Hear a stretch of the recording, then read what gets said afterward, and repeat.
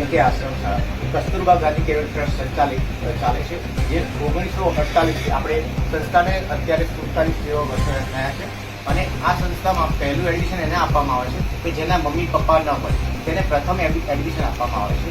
બીજું admission mummy અથવા પપ્પા તેમાંથી એક ના હોય તેને બીજું એડમિશન આપવામાં આવે છે અને ત્રીજું એડમિશન મમ્મી પપ્પા હોય પણ સરકારી નોકરી ના હોય તેવા છોકરાઓને આપણે ત્યાં રાખવામાં આવે છે અને પહેલા ધોરણથી લઈને 12મા ધોરણ સુધી રહેવાનું, જમવાનું, ભણવાનું તદ્દન મફત આપવામાં આવે છે અને સંસ્થામાં દરેક પ્રવૃત્તિમાં છોકરાઓને સ્કિલ ડેવલપમેન્ટ કરવામાં આવે છે.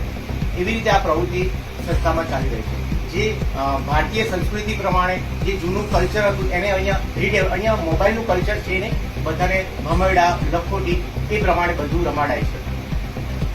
અમે અહીંયા બધા ધર્મના લોકોનો અભ્યાસ કરીએ છીએ અને ત્યાં અમે કોઈનો નાત જાતો ભેદભાવ કરતા નથી. જે તે સમયે મારા પતિ લક્ષ્મણભાઈ પોતાનું વતન છોડીને અમદાવાદ આવ્યા ત્યારે એમને કોઈ ત્રીજી વ્યક્તિએ ભણાવ્યા હતા.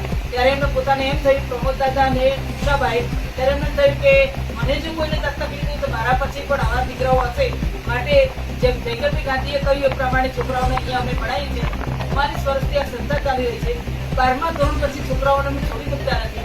આ વર્ષે 2 દીકરીઓ CN વિદ્યાલયમાં પીટીસી કરે છે, 2 દીકરીઓ કોબામાં પીટીસી કરે છે, કોઈને કોલેજમાં, કોઈને બીજા કોઈ કાર્યક્રમમાં પણ છોડી દેતા નથી. અને કદાચ કોઈ દીકરીને મા બાપ ન હોય અને ઘરની તકલીફ હોય તો આ સંસ્થાની માવડી છે એ પ્રમાણે પણ એને મદદરૂપ થઈએ છીએ.